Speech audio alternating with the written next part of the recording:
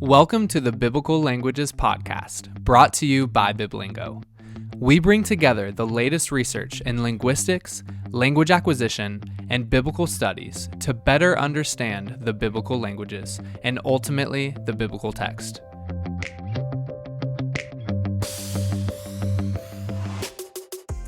As always, this episode is brought to you by Biblingo, the premier solution for learning, maintaining, and enjoying the biblical languages. Visit biblingo.org to learn more and start your 10-day free trial.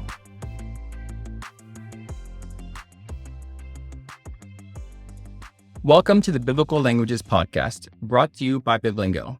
I am Kevin Grasso, your host for this episode, and I'm excited to talk with Matthew Novenson today about the term Christos in Paul. Welcome to the show, Matt. Thanks very much. Good to be here. Matthew Novenson is a senior lecturer in New Testament and the director of the Center for the Study of Christian Origins at the University of Edinburgh. A scholar of religion and antiquity, in particular Judaism and Christianity, he's the author of Christ Among the Messiahs, the Grammar of Messianism, and Paul Then and Now, among other studies. And I am very excited, just we talked to Matt today. I have been influenced a lot by his work on Christos or Messiah. And that's actually a question that we will be talking about today, what that term means and if it means Messiah. But I wanted to start out just with a kind of a background question. So like I said, I have been following your work. You seem to be more linguistically inclined than many other biblical scholars, just even in the titles of your book, that's evident. So why is this? And can you tell us a little bit about your background and interest in language in general? Yeah, there's maybe two things to say in response to that question. But I'm not actually formally trained in linguistics, but as an undergrad, I did philosophy, and in particular spent some time on philosophy of language. And so I think going into graduate school in biblical studies, I had some of that on the brain. I had John Stuart Mill and Wittgenstein and so on. And so I think some of that was floating around the back of my head. But then the real reason that both my first and second book ended up talking a lot about linguistics was it wasn't predetermined. I sort of found a question, which took a while as a grad student to settle on a dissertation topic. But once I'd found one, then the question was, well, how do I answer it? How do I get at it? And on the particular topic that I'd chosen, it seemed to me some kind of linguistic angle was the answer. I didn't know what the particular conclusion would be. So early in grad school, I figured out after lots of trial and error that I wanted to work on the word Christos in Paul. And so then I had to figure out how to do it, how to set up that project. And maybe subconsciously that undergraduate philosophy of language sort of was suggesting itself to me. But that's why I talked about Messiah language in that first book. And then a later book ended up being related to the first one. And that's why sort of I ran with that motif. So I think actually in my current stuff, it's not as expressly linguistic, but yeah, there was a bit of background training and then just an intuition that something to do with linguistics would help me solve a problem that I thought hadn't been solved satisfactorily to that point. Right. Well, I think, guys, we'll get into this. A lot of the arguments for or against the meaning of Christos were linguistic arguments. So it kind of necessarily involves engaging with those kinds of things. So let's get into some of the details now. So in your work on Christos and Paul, you emphasize how the word is used more than the history of ideas. And again, this is much in the vein of Wittgenstein, right? When I read it, I think you actually quote him. So can you explain this methodological move? What are you saying when you say you want to look at how words are used and not just the history of ideas? Yeah, I think I quote Wittgenstein's the philosophical investigations to that famous line. In a great number of cases, the meaning of a word is its use in the language. And in the case of Christos and Paul, the sort of the thin end of the wedge for me, that the leverage that it gave me was to say, whatever else is going on, Paul's using a word that he didn't invent. It pre-existed him and he came to use it. Therefore, not as a novum, but he could, I think is expecting to actually communicate with it. It's not a super common word, and it's basically a Jewish Greek word. It's not really current outside those circles. So you have to then kind of find the frame of reference. But that's the point, is that the word Christos, which glosses in Jewish Greek, Mashiach, Messiah, or anointed, I had this suspicion that it couldn't be sort of completely unrelated to the way other users of Jewish Greek and Paul's time would have used it, which has to do with the earlier history of that term and so on. And the reason, I mean, in a way that sounds kind of trivial or banal. And a couple of people that I talked to when I was working on the project said, "Oh, your argument sounds kind of obvious. Like, why bother? What's the point?" But the reason is, well, there were several reasons that had to do with the history of our discipline, sort of biblical studies or ancient Jewish and Christian studies writ large. I mean, one is there's this messianism as a phenomenon has been much worked over from in the history of ideas, strictly speaking, as something with a kind of life of its own.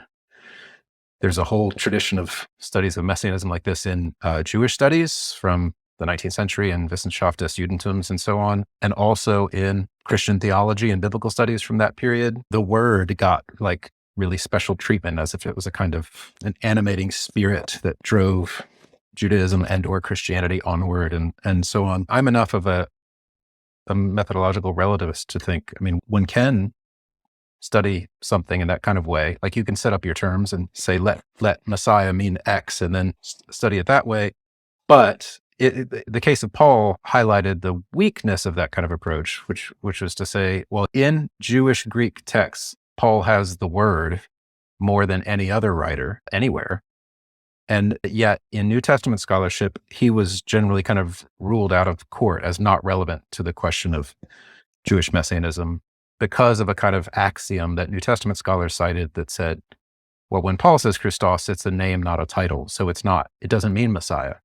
And so he sort of bracketed out of that whole discussion. So there were these two discussions in the history of research. One in New Testament studies about Paul that says he has nothing to do with messianism, despite the fact that he uses the word more than any other single ancient author. And then on sort of the study of messianism and antiquity tended to take the New Testament scholars' word for it and just say, okay, yeah, well, we won't look at Paul then. And early in the project, I just had an intuition that something smelled fishy about that. And I didn't know the way forward, but I knew enough to kind of poke around at it. And as a PhD student, spent several years doing that and eventually arrived at a conclusion. But just the suspicion that somehow if I could get some more normal linguistic leverage on the problem, that I could find my way through, I think that turned out, to my mind at least, to be right. I didn't know what the conclusion would be, but my intuition about the way to go about it was on the right track. Yeah, it's really interesting to hear you talk about that because, again, coming from someone who's studying in Israel, everyone would use the New Testament to say, okay, what does this tell us about Second Temple Judaism? And there has been much more like that is growing within scholarship in Israel. And there has been much more skepticism, I think now, of what New Testament scholars say. Like, okay, we're not just going to accept your analysis of Christos and Paul, then just build our Second Temple Jewish messianism, whatever that actually is, on your word. But it's a very interesting question because Paul, I mean, when you do view it in that light, Paul is one of the best sources. I mean, he's different. And so you have to like deal with those differences. But the fact that you just have it so often is just such a testament to how at least some Jews were thinking about this whole issue. So you've kind of alluded to this problem within our own discipline, and that really created the soil for your project. So what has been the historical interpretation of Christos and Paul? Like, why do you say, okay, and I think you kind of alluded to this, but can you just spell more clearly, like, what is the problem you're kind of going after here? Yeah. So at the point that I was rooting around for a dissertation topic, I was reading a lot of Pauline theology, and this is one of those common places in the discipline. If you read any of the big theologies of Paul, that will rattle off a lot of his key terms and so on, and give sort of what they regard as like a standard position on it. This is commonplace in the 19th up through late 20th century, is that New Testament scholars would say in Paul, the word Christos is effectively a name, not a title. And therefore, you shouldn't, when you read Christos in Paul's letters, you shouldn't think Messiah. I mean, they're sophisticated enough to know it's not literally a name as like a surname or a given name, but that Paul doesn't mean by it Messiah. That's usually wedded to hypotheses about sort of the Hellenization of early Christianity in the letters of Paul, or other hypotheses, but that's a really common one. There had been a few naysayers or critics of that kind of established position. There were some early sort of criticisms of it by the likes of Albert Schweitzer in the early 20th century, W.D. Davies in the mid 20th century. But when I was coming at it in the early aughts, the one person in the last generation who'd written a lot about this from a contrarian point of view was N.T. Wright. And this goes back to his own Oxford DPhil thesis when he was a student. And he had argued and continues to argue, like really forcefully down to the present, that Christos in Paul is a title, not a name. But he had written enough about it since the 1980s that there were criticisms on record of the argument that it's a title. And I thought some of those criticisms were spot on. And yet something about Wright's sense that the word means something when Paul uses it was also right. And so I was trying to, in terms of the history of research, I was trying to figure out, Wright's suspicion was somehow onto something, but his arguments didn't convince me, as they hadn't convinced a lot of others. But there was something there that the word can't just be sort of completely meaningless. But overwhelmingly, I mean, a near consensus said Christ in Paul is name, not title. Doesn't mean Messiah. And it's actually, I learned in the course of that research, I mean, you can see it in English and other modern language Bibles that the same word Christos in the Gospels is often translated in English Messiah. And then in Paul, it's translated Christ. It's the same Greek term, right? And I kept digging back, and actually in the Nestle Aland edition of the New Testament, I mean, back at least to the 25th or 24th edition, the editors made a decision to capitalize Christos in Paul, the initial letter, and then not to capitalize in the Gospels, which actually, so it's not just the translators, it's the editors who wrote it as if a name in Paul and wrote it as if a common noun in the Gospels. So the translators, in a way, if they're just following Nestle Aland, they're kind of innocent of that decision. The editors made the decision for them. So that was the background. And I just had a sense that there's something was amiss with it, but N.T. Wright's solution wasn't convincing to me, and yet I thought he was onto something. And so, that was the consensus that I was walking into. Yeah, it's really interesting. I feel like it is a great kind of case study of how your first language affects everything you do. Like, it's so hard to get out of it, because the English word Christ is a name. I mean, that is just the way it's used today. It's not a title. It's not something that we put meaning in. And it's very hard as an English speaker to read it with meaning, right? Because like you have to have a new paradigm, and most people just don't have that just naturally. So it's very interesting. So you're making this distinction between name and title. And so you're saying basically name is semantically vacuous. Like, you're not going to have any sort of like, I don't want to use like too many semantic terms here, but at least any reference to Messiah. I mean, so whether or not names mean something, I think is a very complicated question. But the title, if we just say that, does mean something. So if we think of like doctor, right? That's a title and it goes with a name, but it has a meaning. So what then is the predominant meaning you find for Christos in Paul? So if we accept your argument, right, that I don't really want to get into all of your arguments. I mean, if anyone is interested, you can go to, I think, chapter 3 of your book, or 4, can't remember now, 4 of Christ Among the Messiahs. But for the grammatical arguments, right? But what is the meaning that you find then for this term? Yeah. So first, the very brief and then the slightly longer answer. The very brief one is, I said, well, I mean, effectively, Christ does mean Messiah in Paul, but Messiah doesn't mean exactly the same thing every time it's used. But the way, the crucial point for me, what cracked it open, was that the name title binary is wrong in my view. I mean, for one thing, as you were just suggesting, I mean, in linguistics and in the philosophy of language, that common sense idea that names have no content, that they only index people, and that titles do have content. And that, I mean, this goes back at least as far as John Stuart Mill. Like in actual lived, in natural languages, that's false. In many, probably most natural languages, that's false. There are all kinds of examples of names that do tell you more than just indexing a person. And titles are actually really complicated too. And there's no good reason for assuming that there are only two kinds of terms to contrast here. And so that was the real crux, was I realized, I'm not beholden to this binary to choose that it's one or the other. Around the same time I was getting into this research, there was this really big, I think it was British Academy funded project in Oxford Classics called the Lexicon of Greek Personal Names, where they were cataloging all Greek personal names extant, right, from the Archaic period up through Byzantium or something. It was huge. So from literary and epigraphic and papyrological sources, everything.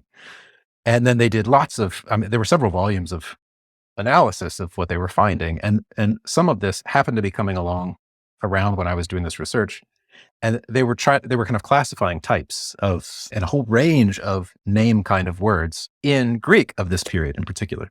And at the same time, I had been reading what had been out for a little while. Tally Lam had been doing Jewish onomastics in Hebrew and Aramaic and Greek, and even some Latin. And so from those sources, I was getting kind of an idea of, on the ground in the early Roman period, what were the kind of onomastic options? What, beyond names and titles, what kinds of words were there? And there's not just two, there's maybe 3 or 4 or 5 or 6, or, I mean, depending how you classify them, it's all artificial, but lots of options. And most of them mean in some way, but differently from one another. And so if you get down into the weeds of the grammatical stuff, I came to realize, the particular way Paul writes this term, with or without the article, in combination with the name Jesus or the title Kurios, I came to think, it actually fits one of these categories that people like the Lexicon of Greek Personal Names Project or Elan had been classifying.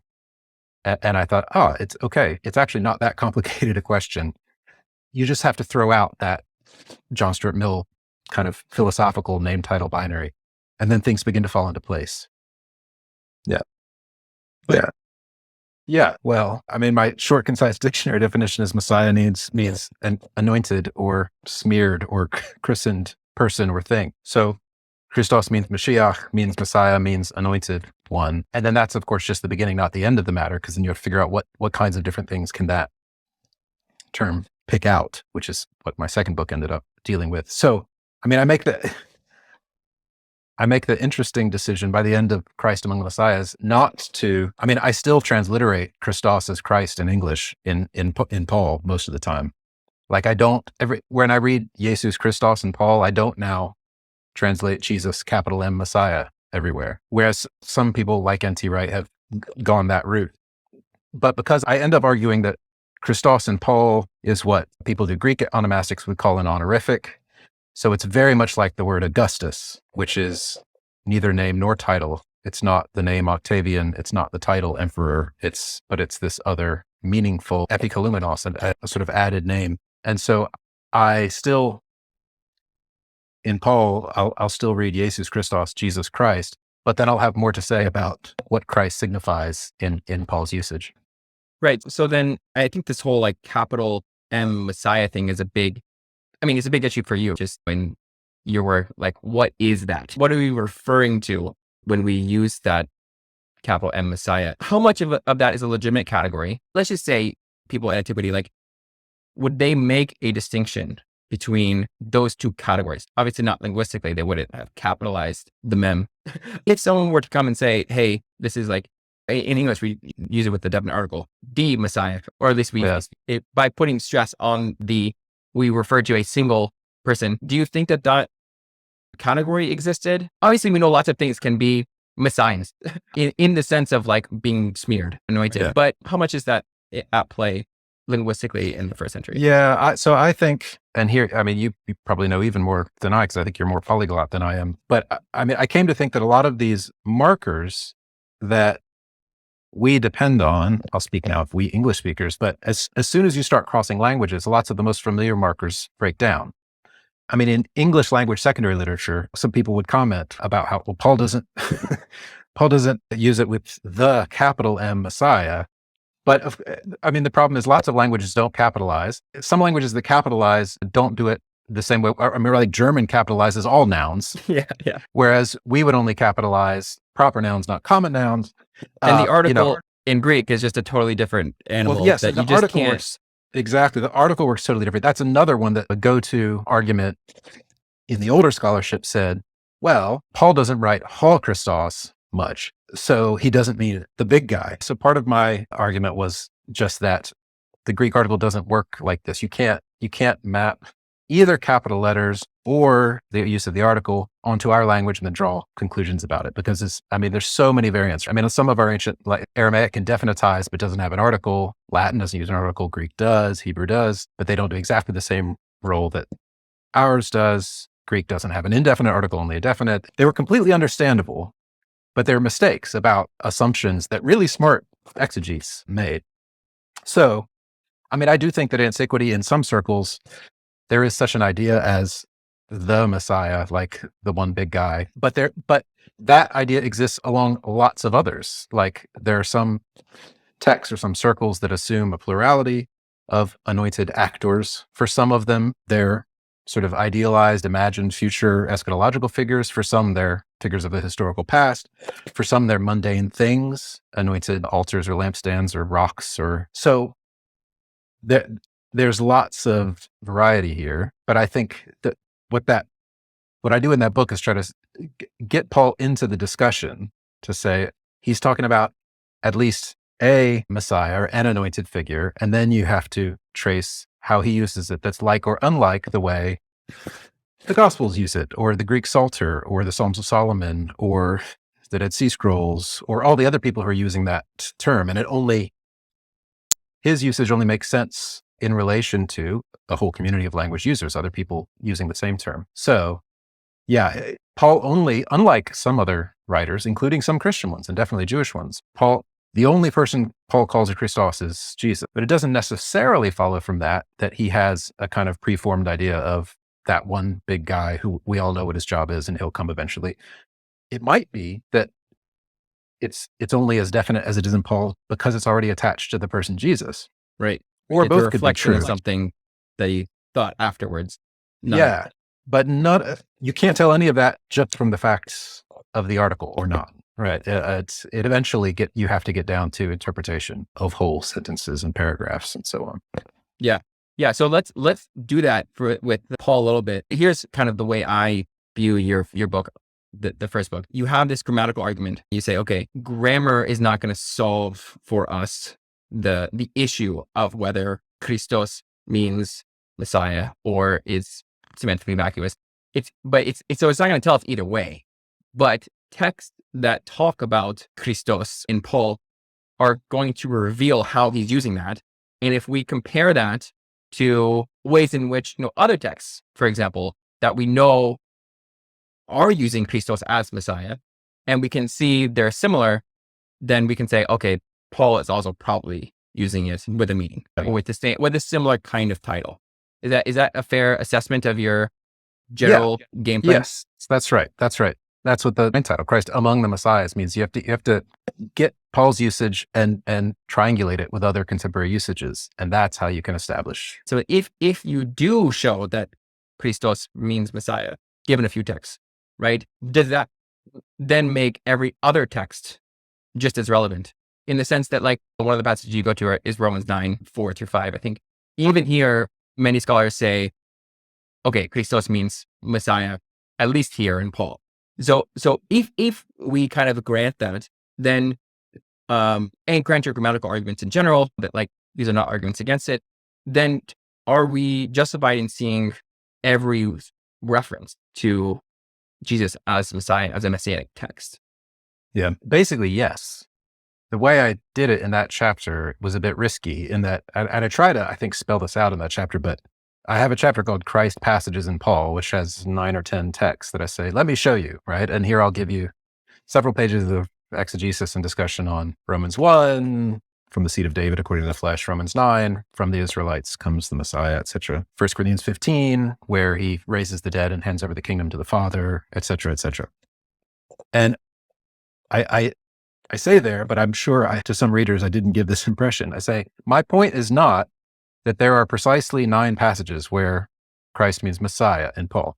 My point is, I think these are ringers. Like I can spell it out. I can tell a story about what kind of Messiah he's talking about, or why it's significant here that it means Messiah or anointed and isn't just a senseless name. But the moral of that story is all 200 and however many instances in Paul are messianic in the sense that he everywhere assumes that Jesus is the Messiah. Very often, he's not trying to make the point that Jesus is the Messiah. I mean, usually he's not. He takes it for granted. But that doesn't mean he doesn't think Jesus is the Messiah. So yes, I mean, the whole Pauline corpus then counts. But I chose these texts because I thought, if I give you 5 pages on each of these, I can get you on my side. I can show you. So, I mean, there are a handful of other texts I might have included, and there's some that didn't come to mind that, I mean, other people have shown how they make better sense on this kind of assumption. But yeah, by choosing 9 texts, I ran the risk of giving the impression that there are precisely 9 messianic texts. And I don't think that's the case. I just thought some of them are just beautiful parallels to certain texts in Psalms of Solomon or Similitudes of Enoch. And so I try to show them up that way. Right. And so I picked out one text in the Similitudes. So as I was working through, obviously I was, reading all of your text, and one that I feel like is like pretty striking is in Romans 2:16, which a lot of people like to just avoid Romans 2 in general, both on the popular level and the scholarly level. But I'll read it in Greek first. Krinevol theos ta krypta ton anthropon kata to evangelion mu dia Christou Iesu. So this is God judges the secrets of men according to my gospel through Jesus Christ. So when I was reading the Similitudes for the first time, just for background, the Similitudes is part of First Enoch, which is really a composite document, but it is strikingly familiar or similar to First Enoch 38:3. It says, when the secrets of the righteous one are revealed, he shall judge the sinners, and the wicked ones will be driven from the presence of the righteous and the elect. And this righteous one is often argued to be the Messiah. So again, with this count as a sort of like another example of how, Paul's Messianism is similar to Second Temple Judaism. And for you, like, what does this even tell us about more high level perspective about Paul's Messiah? I mean, especially given, I just think of John Collins's work on the Messiah, and he kind of makes a big deal about First Enoch's, or the Similitudes especially. That Messiah is different than, or that Son of God is especially, it's different than other kinds of Messiahs. So what does this tell us about, like I said, Paul and the use of the term in general?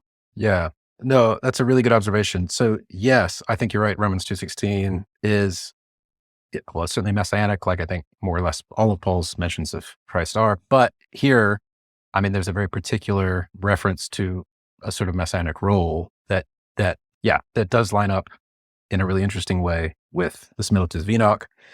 I think when I was writing the book, that's a text that passed me by. I didn't rule it out. It didn't catch my eye.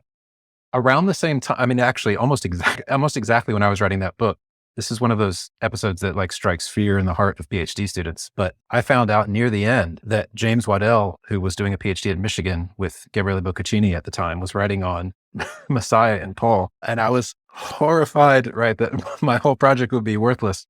And James is a wonderful person, very, very kind. And he was just ahead of me, but he shared a draft with me, and we were looking at the same phenomenon, but we ended up making very different arguments. So all was well. But the reason I bring him up is James argues he sees direct parallels to the point of literary dependence between Paul and the Similitudes of Enoch, in a way that more recently his teacher Boccaccini has also argued for in a recent book on Paul. I'm not yet convinced by that, but I do think that, like, the Messiah's role as the judge at the final judgment is something those two have in common against other messianic texts. It's not enough for me to prove literary dependence. And I had just hadn't thought long enough or seen it yet as a significant motif. Since then, there's Kai Akagi wrote an interesting book on the Messiah as judge.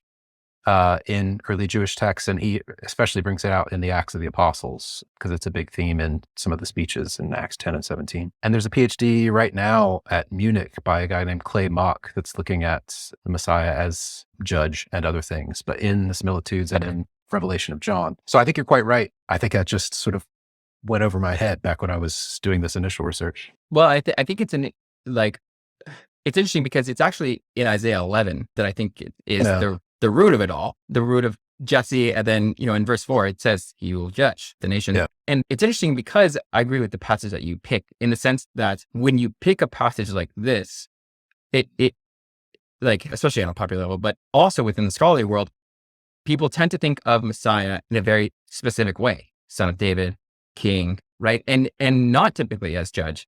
So what I think is interesting about it is, and this kind of like actually leads into your next book. There is a great deal of variety about like in Messianic texts in general. And the fact that if you were to try to prove that Christos means Messiah in Paul, what you would do is go to Messiah texts that we think are very familiar, right? That we would say, okay, son of David, that's like very clear. But it seems like, I know obviously you don't know what people throw around, like what Second Temple Jews believed all the time. It's just like, we don't, we don't know. We just know so little. But like the idea that you have this sort of triangulation, right? Between other kinds of ideas, the Messiah as judge, which you can even see in Isaiah 11, like I said, is just, I feel like it opens up a whole new world for reading these texts in Paul, because once you admit that all of the Christ texts are Messiah texts, then it's like, okay, now it's fair game. Any text in Second Temple Jewish literature that talks about an anointed figure, you might be able to do this sort of triangulation with and say, okay, what does that tell us again about Paul? And it might not always be, I don't think it really is or would be literary dependence, but certainly there was something in the air of what people thought about this figure. So do you have anything to add to that? Just to say, I agree with that summary of the situation, that there's a kind of anxiety in our field about literary dependence or not. And if you can sort that out, then you've solved the problem. But actually, the cash value of my kind of linguistic approach is actually, for a whole lot of issues that we might be interested in, that doesn't matter. And so the inability to prove it, as I think is the case between like one Enoch and Paul, that's fine. They're actually still tremendously useful mutually because they represent an overlapping linguistic communities. And so you can learn a lot about both without one having to have studied the other and imitated it or something. Yeah, no, for sure. I actually think it is a more interesting conclusion. Obviously you don't want to base your conclusions based on how interesting they are, but the fact that they would come to similar conclusions or they would have similar statements without literary dependence, right? Would tell us something more fundamental about how a wider variety of people were reading the text. Not just like, okay, if I read it, it's somewhere else and I just copy it, that seems to me like actually quite mundane. It tells you less, yeah. Right. But if I see it in text after text, it's like, oh, maybe these people in general were thinking in this way. So I think that actually is a good segue into the Grammar of Messianism. So what is your main thesis in this book in general?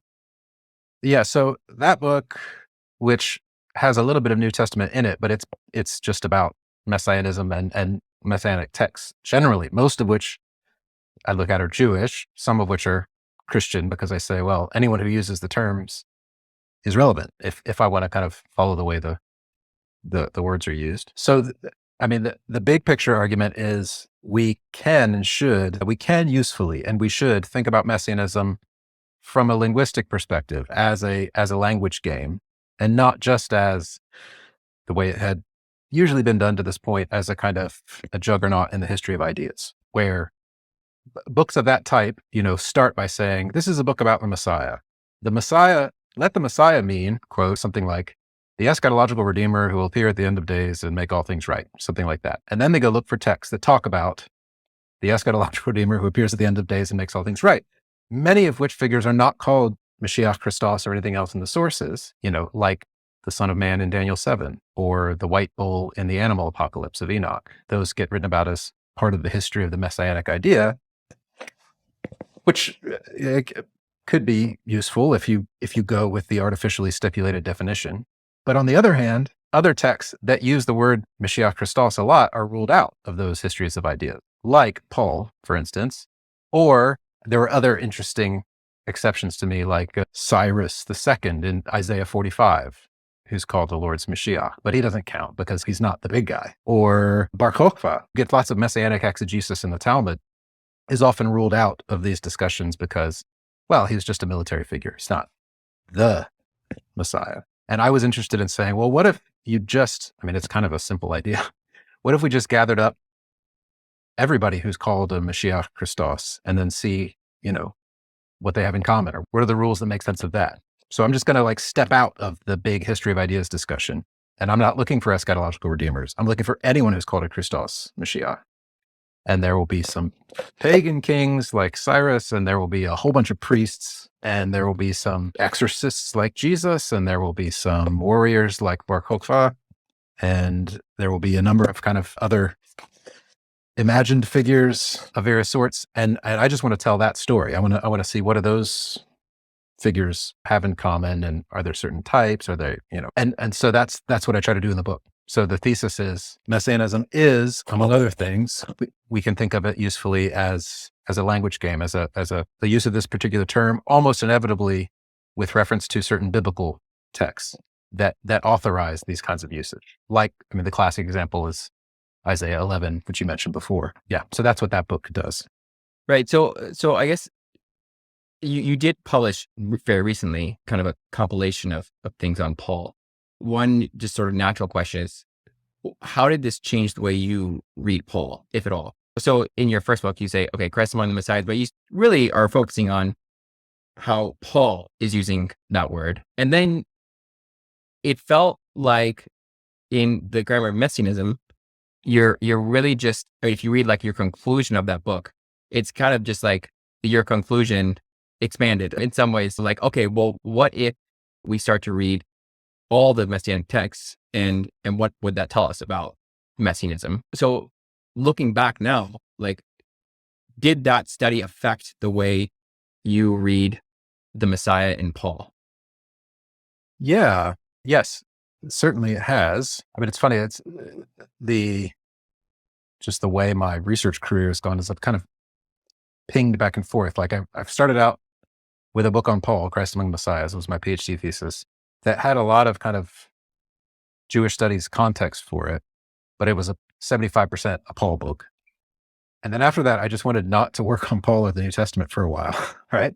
But I had lots of questions about other Messianic texts that I had only sort of been able briefly to look at, enough that I said, I've got at least a book I need to go just read about Bar Kokhba for a while, or just work on Psalms of Solomon. So then by the time I finished that, I have kind of wandered back to Paul at the moment.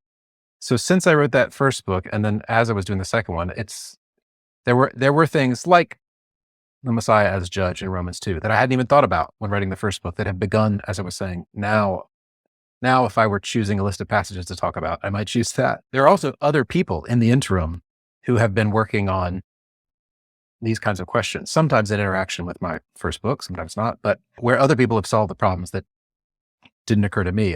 So I had a former student who's now a lecturer in Aberdeen, J. Thomas Hewitt, who has a great book on in Christ in Paul, which is a classic, kind of puzzle, because he uses this prepositional phrase all the time when it's virtually unattested before him.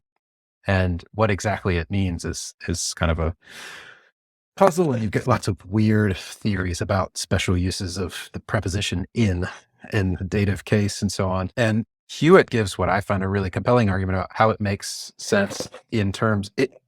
His argument is, don't focus on the in, focus on the Christ. It's the object actually that kind of makes sense of it all, and you don't need a kind of elaborate new theory about a preposition. So he sort of, I didn't know how that worked, but having read his book, I think that's judging is another thing that I actually did come back to. It turns out Isaiah 11 is, arguably the single most cited biblical text across all kind of later Second Temple Messianic texts. And I spent more and more time in the second book looking at the Bar Kokhba traditions of the Talmud. And there's this one scene that actually kept coming back again and again to me, which is where has to appear before the rabbis, and he says, "I'm the Messiah." And they say, "Let's see if you are." And they give him a test. They make him judge by smelling, by a sense of smell. And they say he was not able to judge by smelling, and so the rabbis killed him, which is a wild story. But the whole thing is, again, it's not explicit, but that's a gloss on Isaiah 11, that he judges not by what his eyes see or his ears hear, but his ruach is in the fear of the Lord. His sense of smell is by the fear of the Lord. That was just such a weird story, and I spent a while on it in the second book, that kind of brought me back around to some of these base texts like Isaiah 11. Say, now that looks just like a weird rogue account, but actually it's the judgment in particular that sort of links up and makes better sense of what Paul says in Romans 2. Another big one that is still ongoing for me is the role, the connection between the Messiah and the resurrection of the dead, which is absolutely crucial in Paul and in a few other Jewish Messiah texts that now I'm thinking I can see a clearer account of how the resurrection works in Paul if you link those up, as Schweitzer already did. But I didn't see this as crucial as I now think it is when I was first working on the problem. So I know I asked you this earlier, just in light of, you say Isaiah 11 is the most cited biblical text in terms of like things that are making reference to a Messiah. It's clearly Davidic, and you don't want to call it an eschatological redeemer text, but it is kind of an eschatological redeemer text. I mean, so I asked you, right, is there the Messiah type of figure? And one of the things you do, right, in the Grammar of Messianism is kind of say, okay, it's the data we have is way more complicated than that, which I think is really helpful because you can't just read it into everything, which has been the problem.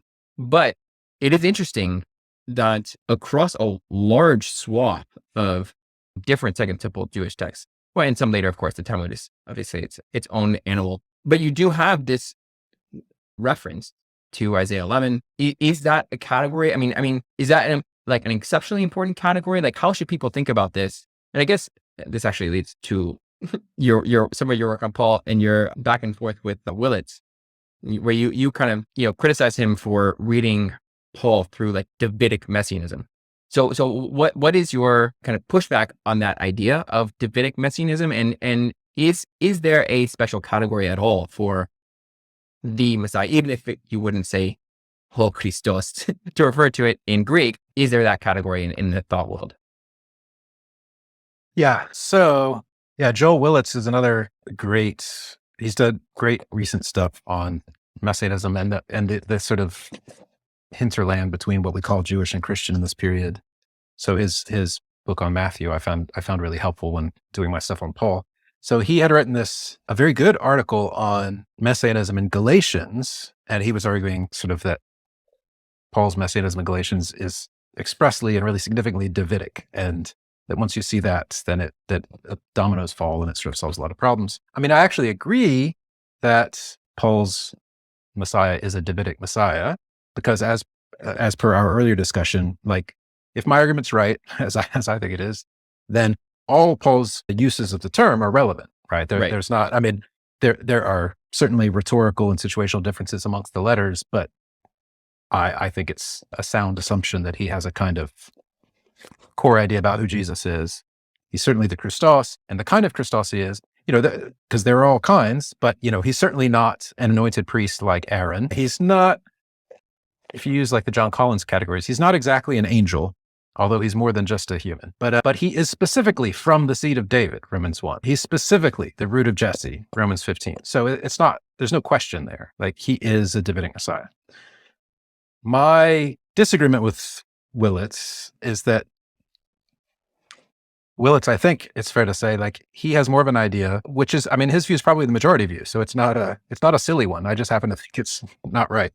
But that once we've established that he's Davidic, then we know what kind of thing it is. That entails, that Joel really argues that the key role of a Davidic Messiah is always to be a deliverer, that he delivers people. That's the job of a Davidic Messiah.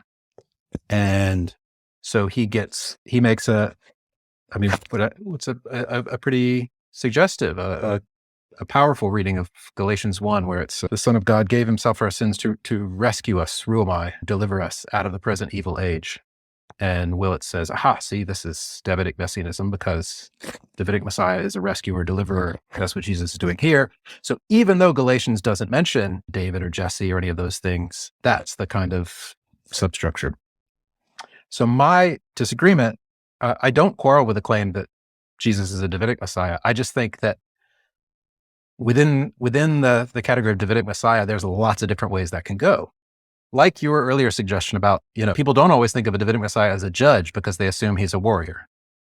I mean, those two actually are maybe more closely related than people think of them. But, there's another, the idea of a son of David as Messiah is as, and I argue this in the second book, about the weird history of the story of David. The story of David has so many kind of strange nooks and crannies that the tradition follows all of them in different ways. So there's some whole traditions where the Davidic Messiah is an exorcist or a magician. And this is not unrelated to Jesus, Son of David, have mercy on me, heal me. And people say, why should the Son of David be a healer? It has something to do with the tradition that Solomon, the son of David, is an exorcist and has power over spirits and things like that. That's not what we usually think of as a Davidic Messiah, because there's no sort of sword and rider and, vengeance. But that is a type of Davidic Messiah. So yeah, so that I think Willis's idea of the Davidic Messiah is just kind of overdetermined. It assumes too much about the shape of the thing, whereas I think there's lots of different ways one could go with it. And I think it's striking that in Galatians, Paul makes so much of Abraham and explicitly, and so little of David. And so I lean into that in my disagreement with Willits, that the Messiah is the seed of Abraham is in one way obvious, because if he's Jewish, he's got to be the seed of Abraham. But the whole thing really matters for Paul because of the proselyte circumcision controversy. You've got people who want to be sons of Abraham. They think they do that by getting circumcised. And he says, no, that's not the way one becomes seed of Abraham. You're only seed of Abraham in the Messiah, who's the seed of Abraham, singular. So that's the case where I say, yes, Jesus is the Davidic Messiah in Galatians, but that's not what Paul's leaning into. He's taking it in a direction different from what you'd suspect if you have a kind of preformed idea of what a Davidic Messiah does. Well, and it is interesting. I mean, when even going back to the Bar Kokhba scene, right, where he's being judged, the fact that you would be judged on the basis of whether you could smell something is a clear reference to Isaiah 11, clearly Davidic Messiah, but Paul never says anything about Jesus' supernatural sense of smell. And at least not in any text that I am currently thinking of, but I've never really thought about this question. But just to your point that there are so many different ways you could be a Davidic Messiah. And even the fact that you are a Davidic Messiah would not necessarily mean that you are only a Davidic Messiah.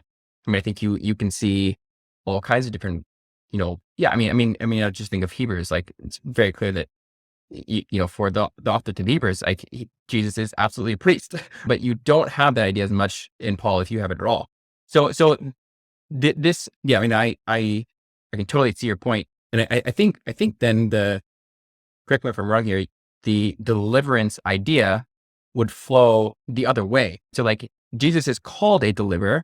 That doesn't mean that he is so by virtue of being a Davidic Messiah. But the fact that he is a deliverer can tell us something about Paul's idea of Jesus as Messiah.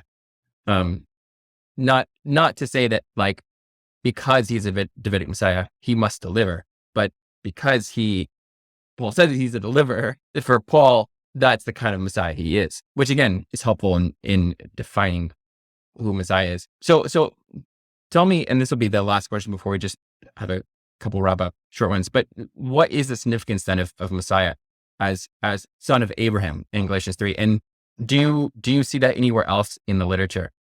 Because I can't really think of good places where it's, okay, Messiah as, son of Abraham is a really good category in Second Temple Judaism.